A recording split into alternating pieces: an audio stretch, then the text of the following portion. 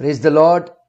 मेरे प्यारे भाइयों और बहनों, प्रभु यीशु के पवित्र नाम में मैं तुम सब लोगों को आमंत्रित करता हूं।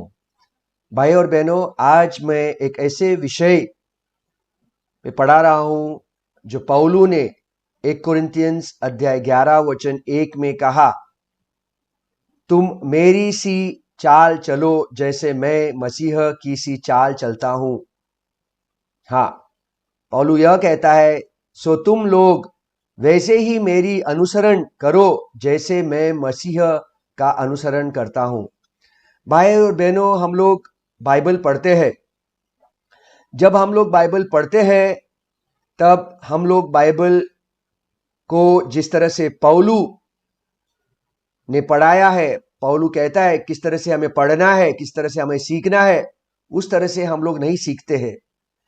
तो सबसे पहले हम लोग 2 तिमोथियो अध्याय 2 वचन 15 पढ़ेंगे। यहां पर हिंदी में कुछ शब्द है जो इंग्लिश में शब्द जैसे कि डिवीजन, विभाजन, यह शब्द हिंदी में नहीं है। मैं 2 मिनट स्क्रीन पे आपको बताता हूं किस तरह से इंग्लिश में लिखा हुआ है। इंग्लिश में 2 तिमोथी अध्याय 2 वचन 15 कहता है कि study to shew thyself approved unto God, a workman that needed not to be ashamed, rightly dividing the word of truth. ये डिवाइडिंग जो है हिंदी में नहीं है, आप देख सकते हो। 2 तिमोथियुस अध्याय 2 वचन 15 कहता है, अपने आप को परमेश्वर का ग्रहण योग्य और ऐसा काम करने वाला ठहराने का प्रयत्न कर जो लज्जित होने न पाए और जो सत्य के वचन को ठीक रीति से काम में लाता है, जो सत्य के वचन को ठीक रीति से विभाजन करता है। राइटली डिवाइडिंग, हिंदी इंग्लिश में देखो राइटली डिवाइडिंग, हिंदी में देखो क्या है, जो ठीक रीति से काम में लाता है। और इंग्लिश में क्या कहता है, rightly dividing the word of truth. यानी कि हिंदी में हम अभी इसका मतलब समझेंगे तो हिंदी में इसका मतलब है डिवीजन, यानी कि विभाजन। वापिस पढ़ता हूं मैं 2 तिमोथियो अध्याय 2 वचन 15, अपने आप को परमेश्वर का ग्रहण योग्य और ऐसा काम करने वाला ठहराने का प्रयत्न कर जो लज्जित होने न पाए और जो सत्य के वचन को ठीक रीति से काम में लाता है। ऐसा हिंदी में लिखा हुआ है, लेकिन इंग्लिश में अगर हम लोग यह शब्द लेते हैं, rightly dividing the word of truth, यानी कि सही रीति से शब्द का विभाजन करता है। ओके, तो हम आगे जाएंगे। सबसे पहले पौलू हमें क्या सिखाता है कि हमें किस तरह से शब्द का विभाजन करना है। दोनों का मतलब आमने सामने है भाइयों बहनों, both the meanings are in front. अपने आप को परमेश्वर का ग्रहण योग्य और ऐसा काम करने वाला ठहराने का प्रयत्न कर जो लज्जित होने न पाए और जो सत्य के वचन को ठीक रीति से काम में लाता है। तो भाइयों बहनों, हम लोग देखते हैं कि पतरस, यूहन्ना और याकूब ने कभी नहीं कहा मेरा पीछा करो, लेकिन पौलू कहता है, जब हम लोग पढ़ते हैं 1 कोरिन्थियंस अध्याय 11 वचन 1 में हम लोग पढ़ते हैं, पौलू कहता है कि तुम मेरी सी चाल चलो जैसे मैं मसीह की चाल चलता हूं। लेकिन पतरस या यूहन्ना या याकूब ने कभी ऐसा नहीं कहा कि तुम मेरी सी चाल चलो जैसे मैं मसीह की सी चाल चलता हूं। हाँ, लेकिन अगर हम लोग बाइबल पढ़ते हैं कि 2 पतरस अध्याय 3 वचन 15 और 16 पढ़ते हैं, 2 पतरस अध्याय 3 वचन 15 और 16 पढ़ते हैं, तो क्या 15 पढ़ेंगे, और हमारे प्रभु के धीरज को उद्धार समझो जैसे हमारे प्रिय भाई पौलुस ने भी उस ज्ञान के अनुसार जो उसे मिला तुम्हें लिखा है। और वचन 16 पर क्या मिलता है, वैसे ही उसने अपनी सर्वपत्रियों में भी इन बातों की चर्चा की है, जिनमें कितनी बातें ऐसी है जिनका समझना कठिन है और अनपढ़ और चंचल लोग उनके अर्थ को भी पवित्र शास्त्र की और बातों की नाई खींच तान कर अपने ही नाश का कारण बनते हैं। तो भाई बहनों, हम लोग देखते हैं कि पतरस, याकूब या यूहन्ना ने कभी नहीं कहा कि मेरा पीछा करो, जैसे कि मैं मसीह की चाल चलता हूं वैसे ही मेरी चाल चलो। लेकिन अगर हम लोग पढ़ते हैं बाइबल में, पौलू की बातें देखते हैं, हम लोग 1 कुरिन्थियंस अध्याय 11 वचन 1 पढ़ते हैं, तो वहां पर पौलू कहता है कि तुम मेरी सी चाल चलो जैसे मैं मसीह किसी चाल चलता हूं। तो भाई बहनों, हम देखते हैं कि पतरस कहता है कि हमें पौलू के उन्होंने जो बातें लिखी है, चंचल लोग उनकी बातों को के मतलब को बिगाड़ देते हैं, जैसे कि हम लोग 2 पतरस अध्याय 3 वचन 16 में देखते हैं। वैसे ही उसने अपनी सर्व पत्रियों में भी इन बातों की चर्चा की है, जिनमें कितनी बातें ऐसी है जिनका समझना कठिन और अनपढ़ और चंचल लोग उनके अर्थों को भी पवित्र शास्त्र की और बातों की नाई खींच तान कर अपने ही नाश का कारण बनाते हैं। यानी कि ये चंचल लोग और अनपढ़ लोग पौलू के पत्रियों का गलत मतलब उठाते हैं और अपने और दूसरों के नाश का कारण बनते हैं। तो भाई बहनों, हम क्या देखते हैं? हम देखते हैं कि यदि हम 2 तीमुथियुस अध्याय 2 वचन 15 पढ़ते हैं, तो वहां पर हम लोग क्लियरली देखते हैं कि पौलू कहता है कि अपने आप को परमेश्वर का ग्रहण योग्य और ऐसा काम करने वाला ठहराने का प्रयत्न कर जो लज्जित होने न पाए और जो सत्य के वचन को ठीक रीति से विभाजन करे। विभाजन, यह शब्द जो है हम लोग देख सकते हैं इंग्लिश में केजेवी बाइबल में लिखा हुआ है rightly dividing the word of truth, लेकिन हिंदी में ठीक रीति से काम में लाता है। जब यह मतलब बदलता है, काम में लाता है, यानी कि विभाजन, यह जो शब्द है वह निकाला गया है भाई बहनों। तो हम लोग आगे देखेंगे, पौलू 3 जगहों पर बाइबल में कहता है कि यह मेरा सुसमाचार है। यदि हम लोग रोमियो अध्याय 2 वचन 16 पढ़ेंगे, तो पौलू कहता है जिस दिन परमेश्वर मेरे सुसमाचार के अनुसार यीशु मसीह के द्वारा मनुष्य की गुप्त बातों का न्याय करेगा। आगे अगर हम लोग पढ़ेंगे तो हम लोग देखते हैं कि रोमियो अध्याय 16 वचन 25 में भी पौलू यही कहता है, मेरा सुसमाचार। अब जो तुमको मेरे सुसमाचार, आगे हम लोग अगर पढ़ेंगे 2 तीमुथियो अध्याय 2 वचन 8, यहां पर देखते हैं यीशु मसीह को स्मरण रख जो दाऊद के वंश से हुआ और मेरे मरे हुए में से जी उठा, और यह मेरे सुसमाचार के अनुसार है। तो हम लोग 3 जगहों पर देखते हैं, 2 तीमुथियो अध्याय 2 वचन 8, रोमियो अध्याय 16 वचन 25 और रोमियो अध्याय 2 वचन 16 में जब हम लोग पढ़ते हैं तो हम यह देखते हैं कि पौलू यह कहता है कि यह मेरा सुसमाचार है। रोमियो अध्याय 2 वचन 16, रोमियो अध्याय 16 वचन 25 और 2 तीमुथियुस अध्याय 2 वचन 8। तो भाई बहनों, हम देखते हैं कि जब हम बाइबल पढ़ते हैं तो बाइबल में पौलू कहता है कि यह मेरा सुसमाचार है, और पौलू 2 जगहों पर कहता है कि तुम मेरी सी चाल चलो जैसे कि मैं मसीह की चाल चलता हूं।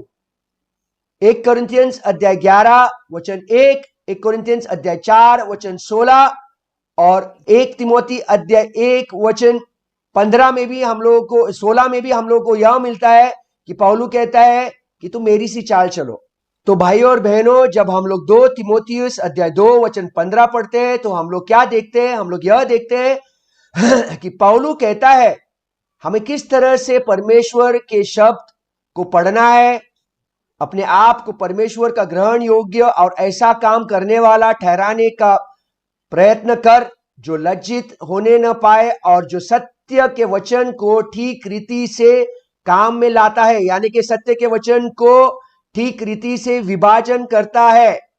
विभाजन, यह शब्द विभाजन क्यों इस्तेमाल किया है भाई बहनों? हम लोग आगे देखेंगे, रोमियो अध्याय इफिसियो अध्याय 3 वचन 2 पढ़ेंगे हम लोग। इफिसियो अध्याय 3 वचन 2 में हम लोग जब पढ़ते हैं तो हम लोग यह देखते हैं, इंग्लिश में लिखा हुआ है if you have heard of the dispensation of the grace of God, और हिंदी में डिस्पेंसेशन का मतलब प्रबंध है।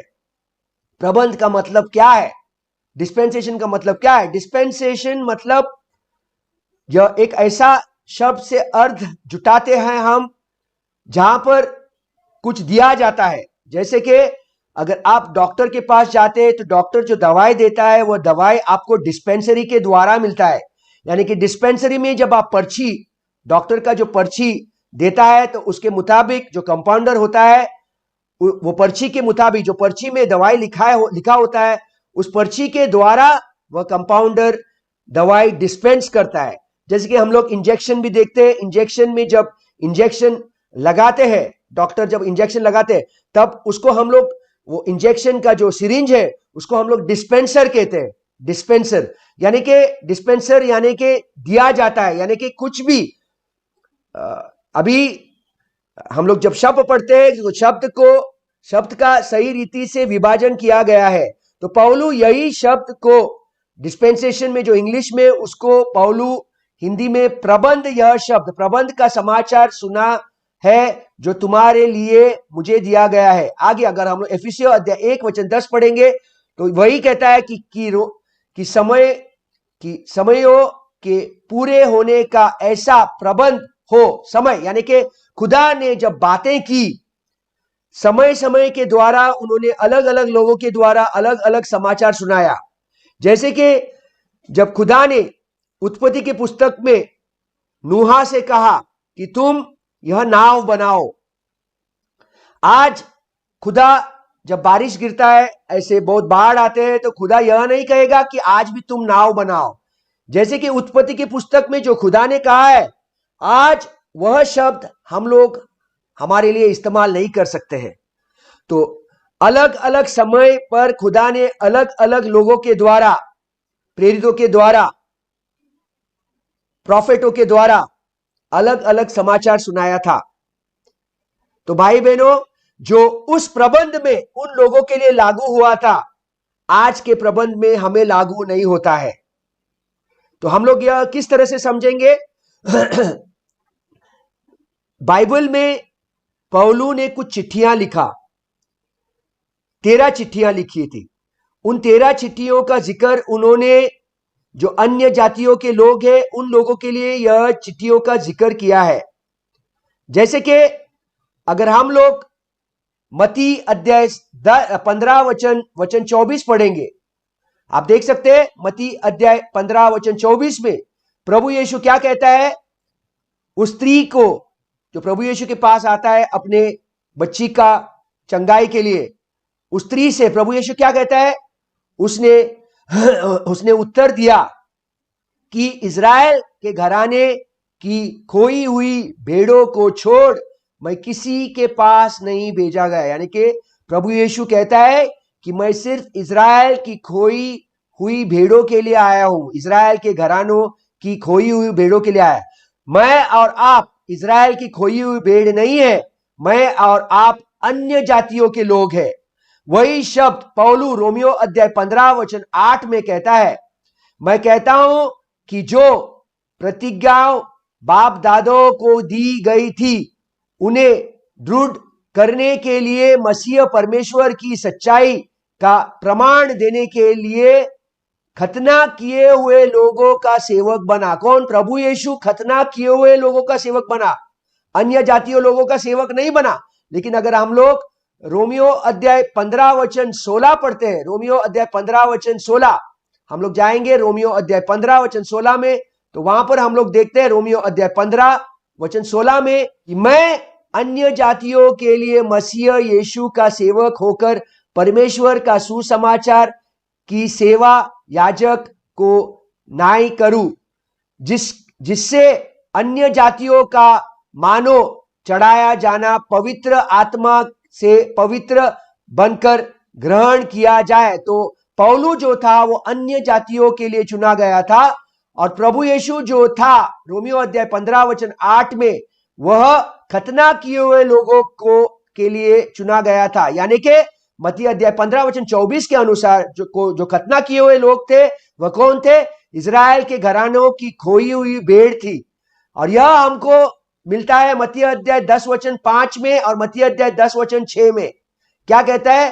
प्रभु यीशु जब अपने 12 शिष्यों को बाहर भेजता है तो क्या कहता है? इन 12 को यीशु ने, मत्ती अध्याय 10 वचन 5 में, इन 12 को यीशु ने यह आज्ञा देकर भेजा कि अन्य जातियों की ओर न जाना और समारियों की किसी नगर में प्रवेश न करना। और वचन 6 में, मत्ती अध्याय 10 वचन 6 में प्रभु यीशु क्या कहता है? परंतु इज़राइल के घराने की खोई हुई भेड़ों के पास जाना। यानी कि प्रभु यीशु अपने 12 शिष्यों से क्या कहता है कि तुम अन्य जातियों लोगों के पास या समारिया के लोगों के पास मत जाना, सिर्फ इज़राइल के घरानों की खोई हुई भेड़ों के पास जाना। तो हमें क्या, प्रभु यीशु की जो 3 साल की जो मिनिस्ट्री थी, 3 साल की जो सेवकाई थी, प्रभु यीशु किन लोगों के लिए आया था? जो अपने मांस लहू रक्त में था, यानी कि ह्यूमन बॉडी में थे। 3 साल में जो प्रभु यीशु मत्ती, मार्क, लूका और यूहन्ना में जो प्रचार किया था, प्रभु यीशु अपने मांस और लहू में, ही केम इन हिज बॉडी, अपने बॉडी में आया था 3 साल। लेकिन वही प्रभु यीशु ने पुनर्जीवित होने के बाद पौलू के साथ बात की। इसलिए पौलू क्या कहता है? 2 कोरिन्थियंस अध्याय 5 वचन 16 में पौलू क्या कहता है? सो अब से हम किसी को शरीर के अनुसार न समझेंगे, और यदि हमने मसीह को भी शरीर के अनुसार जाना था तो भी अब से उसको ऐसा नहीं जानेंगे। तो प्रभु यीशु शरीर के अनुसार आए थे। किन लोगों के लिए? इज़राइल की खोई हुई घरानों की खोई हुई भेड़ों के लिए, यानी कि खतना किए हुए लोगों के लिए। रोमियो अध्याय 15 वचन 8 में हमको यह मिलता है कि प्रभु यीशु को खतना किए हुए लोगों के लिए भेजा गया था।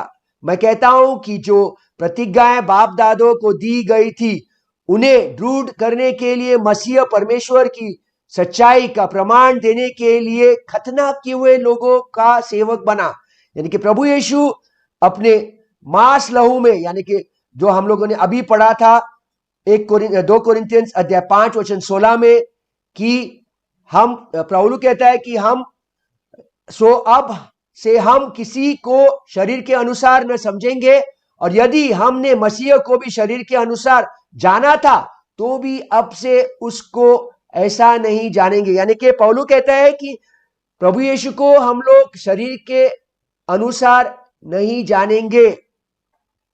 क्लियरली हमको मिलता है मत्ती अध्याय 10 वचन 5 और 6 में, जो प्रभु यीशु अपने 12 शिष्यों को सिर्फ इज़राइल के घरानों की खोई हुई भेड़ों के पास भेजता है।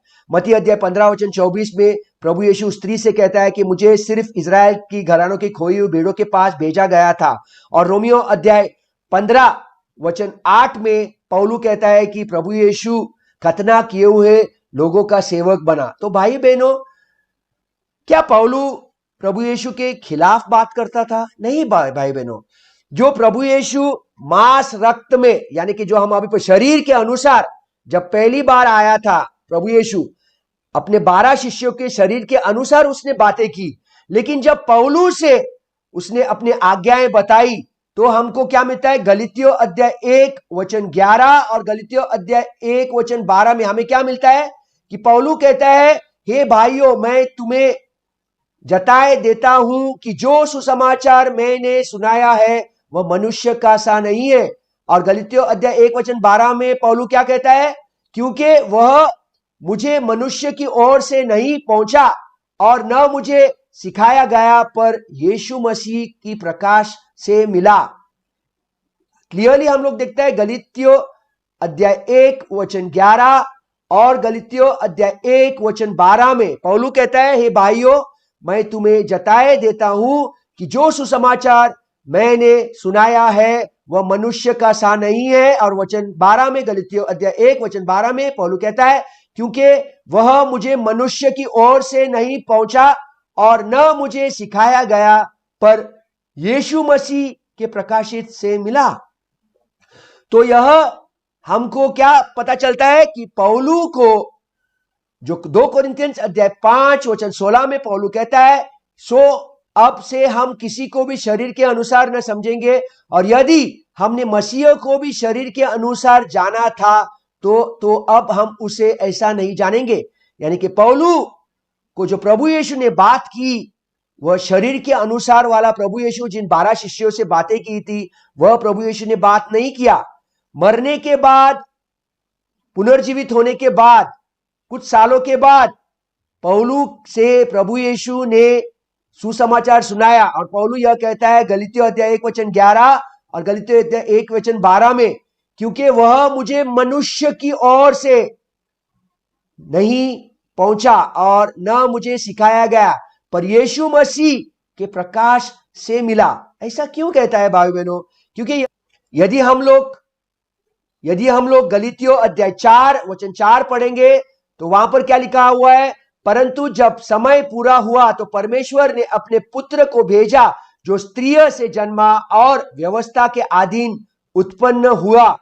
यानी कि प्रभु यीशु व्यवस्था के नीचे पैदा हुआ, व्यवस्था के अधीन पैदा हुआ। और वचन 5 में, गलीतियों अध्याय 4:5 में, ताकि व्यवस्था के अधीनों को मोल लेकर छुड़ा ले और हमको लेपालक होने का पद मिले। यानी कि क्लियरली हमको पता चलता है मत्ती अध्याय 15:24 में, जो प्रभु यीशु अपने खुद के मुख से कहता है, उसने उत्तर दिया कि इजराइल की घरानों की खोई हुई भेड़, यानी कि व्यवस्था के अधीन जो यहूदी लोग थे, खोई हुई भेड़ थे, उन्हें छुड़ाने के लिए प्रभु यीशु को भेजा गया था। तो भाई बहनों, जब हम लोग बाइबल पढ़ते हैं हमको यह पता चलता है कि वही पौलू जो कहता है कि गलीतियों अध्याय 1:11 और 12 पढ़ते हैं, वहां पर हमको क्या मिलता है? हे भाइयों, मैं तुम्हें जताए देता हूं कि जो सुसमाचार मैंने सुनाया है वह मनुष्य का सा नहीं मिला है। और गलीतियों अध्याय 1:12 में वह कहता है, क्योंकि वह मुझे मनुष्य की ओर से नहीं पहुंचा और मुझे सिखाया गया, पर यीशु मसीह के प्रकाश से मिला। यानी कि जो प्रभु यीशु जिलाया गया था, पुनर्जीवित हुआ था, वह प्रकाशित द्वारा पौलू से बातें करने लगा। और वही पौलू कहता है कि जब सब आज्ञाएं जो उसने लिखा है वह प्रभु यीशु के द्वारा किया है। यह हमको 1 कोरिन्थियंस अध्याय 14:37 में मिलता है। यदि कोई मनुष्य अपने आप को भविष्यद्वक्ता या आत्मिक जन समझे तो यह जान ले कि जो बातें मैं तुम्हें लिखता हूं वे प्रभु की आज्ञाएं हैं। कौन से प्रभु? न जो प्रभु यीशु जो 3 सालों में अपने 12 शिष्यों से बातें की, उस प्रभु यीशु के बारे में नहीं, जीवित अपने मांस रक्त में जो संसार में चला वह प्रभु यीशु के बारे में नहीं, क्योंकि हमको यह क्लियरली मिलता है 2 कोरिन्थियंस अध्याय 5:16 में पौलू वेरी क्लियरली कहता है कि सो अब हम किसी को भी शरीर के, यानी कि जो शारीरिक रूप में जो प्रभु यीशु ने अपने 12 शिष्यों से बातें की, उस शारीरिक रूप वाले प्रभु यीशु के बातें में बात नहीं कर रहा है पौलू, लेकिन जो मरने के बाद झिलाया गया प्रभु यीशु था, उस झिलाए हुए प्रभु यीशु ने प्रकाशित द्वारा पौलू से बातें की। गलीतियों अध्याय 1:11 और गलीतियों अध्याय 1:12 में उस प्रभु यीशु के बारे में पौलू कहता है। तो भाई बहनों, पौलू आगे कहता है 1 कोरिन्थियंस अध्याय 11:1 में क्या कहता है वह? तुम मेरी सी चाल चलो जैसा मैं मसीह की सी चाल चलता हूं। इतना ही नहीं, वह 1 कोरिन्थियंस अध्याय 4:16 में कहता है, सो मैं तुमसे विनती करता हूं कि मेरी सी चाल चलो। यानी कि पौलू एक ही है जो हमें उदाहरण देकर यह बताता है किस तरह से हमें जिलाए हुए प्रभु यीशु की चाल चलना है। और 1 तिमोथी अध्याय 1:16 में पौलू कहता है, पर मुझ पर इसलिए दया हुई कि मुझे सबसे बड़े पापी में यीशु मसीह अपनी पूरी सहनशीलता दिखाई कि जो लोग उस पर अनंत जीवन के लिए विश्वास करेंगे उनके लिए मैं एक आदर्श बनूं। यानी कि आज तुम्हारे लिए, मेरे लिए पौलू एक आदर्श है। 1 कोरिन्थियंस अध्याय 11:1 में पौलू कहता है कि तुम मेरी सी चाल चलो। और 1 कोरिन्थियंस अध्याय 11:1 में यह भी कहता है कि सो तुम लोग वैसे ही मेरा अनुसरण करो जैसा मैं मसीह का अनुसरण करता हूं। यह मेरा विषय था। और अंत में 1 कोरिन्थियंस अध्याय 4:16 में पौलू कहता है, सो मैं तुमसे विनती करता हूं कि मेरी सी चाल चलो। तो भाई बहनों, मैं इस विषय को यहां पर समाप्त करता हूं। और अगली विषय के लिए तुम इस YouTube चैनल पे देख सकते हो जो अगला विषय मैं पढ़ाने वाला हूं। तो प्रभु यीशु का के आशीष और उसके जो अनॉइंटिंग है वो आपके ऊपर और आपके परिवार के ऊपर रहे। God bless you. प्रभु यीशु के आशीष आप सब लोगों पर। धन्यवाद भाई बहनों।